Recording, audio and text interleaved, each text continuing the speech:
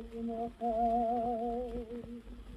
и смотришь с тоской, как печально камин догорает, как в нем дёргая пламя, что слышит порой, что бессильно опять прощает.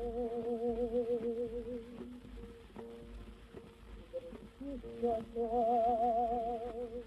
я прошлых днях, полные любви и призета, но так сегодня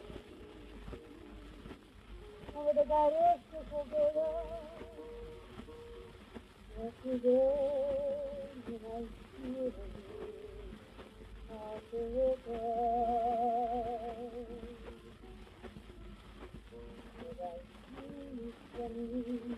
И погаснут огни, что тебя ласкали деревни, не останется груда лишь черных углей.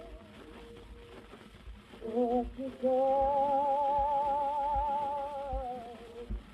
надо гореть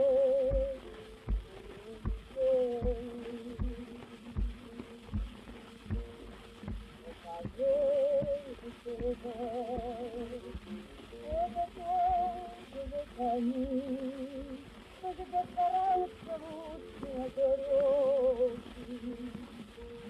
а потом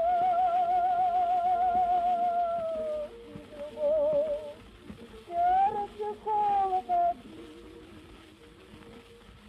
берегила, дорогая.